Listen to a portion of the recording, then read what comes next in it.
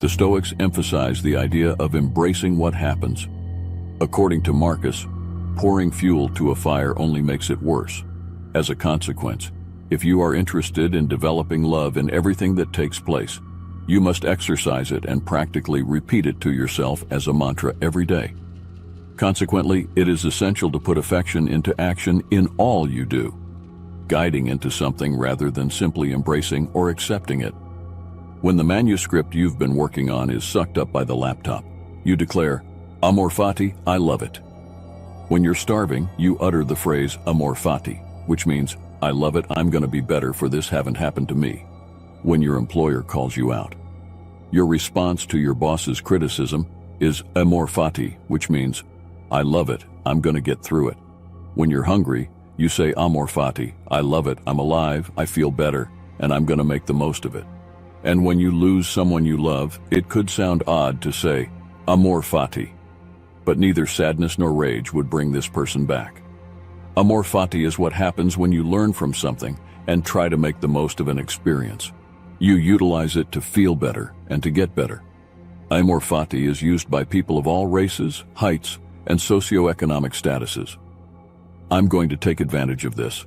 I'm not going to let this stop me. And I'm going to be better for this not having happened. When Thomas Edison's factory burned into flames, he went looking for his kid, who felt afraid and shell-shocked, as many individuals are when faced with difficulties. However, Edison held him and instructed him to go track his mother and all of her friends, because they would not ever see a fire like this again. That, in fact, is an amor fati. He used this, and after he finishes rebuilding the factory, he informs a reporter that it will be the next phase of his life, which is exactly what he accomplished. He rebuilt, didn't complain, shout, or point fingers. Alternatively, he simply moved on and carried on, and that's what we must do with each obstacle we face.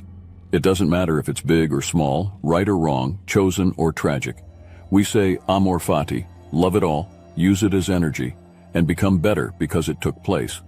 This is the only way to deal with this world, since it transforms the negative elements of life into positive ones. 1. You control how you play. Marcus Aurelius, in his philosophical work Meditations, emphasizes the Stoic belief that we have control over how we play our assigned roles in life. He suggests that we may not have full control over external circumstances, events, or the roles we find ourselves in, but we do have the power to determine how we respond to these situations and the mindset with which we approach them. Every person manages a single thing. Whether you are a top-ranked employer or making hundreds of thousands in the pros, you control the way you play. You don't control what other people do. If there's a single lesson that philosophy can teach anybody, whether they're a beginner, collegiate, expert, or whether they are rich making a lot of wealth, it's this: you have control over how you play, not what other people say about you on Twitter. The way you play, not the value of your contract, determines your success. You can only control the way you play. You have no impact on what people are saying about you. You should focus on the manner in which you play, rather than what the referee says. You have little control over whether it will snow. You have no power over whether it rains or is 100 degrees outside. How you play is in your hands. You have absolutely no authority over whether your teammates are fair, nor do you have any influence over whether they get injured. You have control over how you play, not whether the player in front of you is interested in mentoring and inspire you or not. You are able to influence how you play, but you have no control over whether other players cheat. You can only control how you play, but you have no power over whether your coach is a bully and yells at you. You control how you play. You have no control over whether people are doubting you or believing in you. You still have the ability to influence how you play today, but not how you performed yesterday, even if you lose to this team 1,000 times. By recognizing that we control how we play our parts, we can approach life with a sense of purpose, integrity, and resilience. We can choose to act with wisdom, kindness, and justice, regardless of the circumstances that surround us. This Stoic perspective empowers individuals to cultivate a sense of inner strength and moral character. allowing them to navigate life's complexities with grace and equanimity. Ultimately, it encourages us to focus on what we can control, rather than being consumed by factors beyond our influence, fostering a sense of inner harmony and contentment. If it's not obvious enough, all you have to manage is the way you play right now, whether there are doubters or admirers. If your team wins, you can handle how you play. If your team fails, you can control how you play. You have no control over the outcome. All you have control over is how you play the work that you put forth, the decisions you make, and the operating principles. You are able to regulate how you respond.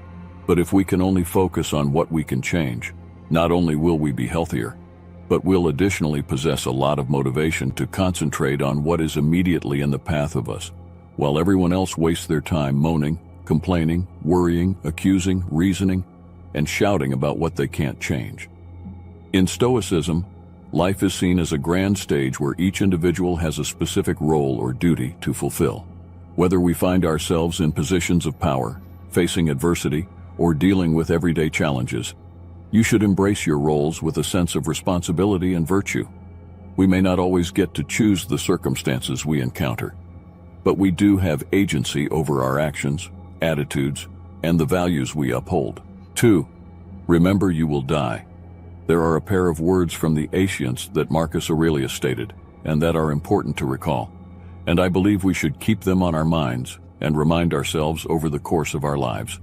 You might say to yourself, memento mori, if you win a prize in the lottery, become significantly successful, get noticed, or earn a prize. Keep in mind that death is approaching. Realize that you will soon die. You confront difficult situations, someone hurts you, snatches from you, takes what you fought for, receives the position you desired. Just say to yourself, memento mori. Keep in mind that you will die. You may take your own life right this second. Let that govern what you say, think, and do. Marcus Aurelius asserted that when you and your partner or lover are arguing, you allow it to affect your actions, spoken language, and emotions. You break a bone in your leg, rip out your knee, fall out of love, have both of your parents abandon you, offend a friend, feel anxious at work, have sick children. You should think to yourself, memento mori. You shouldn't consider anything seriously since life is very short and you are going to pass away. You cannot let it stress you out, drag you lower, keep you from moving forward. Additionally, you should avoid allowing things make you feel arrogant, such success, notoriety, or having 1 million Instagram followers. Just received a phone call from the leader of the nation, just got a raise, just got an increase in pay, just got recruited, just got into Harvard, just got selected for a Nobel Prize. You should think, memento mori. Marcus was serious when he claimed that the memento mori tradition of telling both the good and the bad things in life that we shall die is a reminder that makes it simpler to embrace all that is wonderful in life without feeling arrogant, and to let the unpleasant things go with the lessons learned. The thought of immortality magnifies the fact that you will die, and you will not take any of the wealth, success, anger, and fear with you. How many others had these identical awards before you, and where are they now?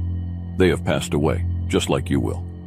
Marcus actually advised saying memento mori while claiming to be famished, angry, dissatisfied, or cynical. You will go away. What do any of these things mean? Why are you giving it a serious consideration and allowing it to have an impact on you? What does it mean to travel 3 hours between 2 points? Remember that you shall pass away.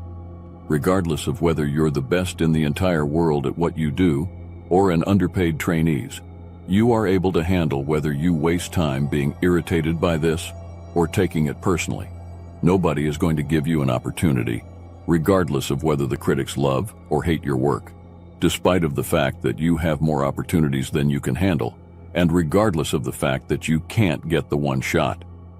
You say memento mori, keep in mind that you will die. So, whether you are having sex with a breathtaking supermodel, barely getting by, or have all the money you need, it makes no difference. Putting your kid to sleep, eating oatmeal while sitting in your nightclothes, or presenting an audience of those in charge. Memento mori, you're going to die. So why not make the most of your time? Do you hold to life, or are you allowing it to slip away from you? Regardless of what you are experiencing or going through, no matter how pleasant or painful your life is at the moment, the fact that you are going to pass away will influence everything that you act, speak, and believe. Keep in mind that everything disappears when you fade away. Thanks for watching The Stoic Gain. As always, we're looking forward to your support, so please hit the like button, share this video with your friends, and subscribe to the channel to stay updated with everything all kings like yourself need to know.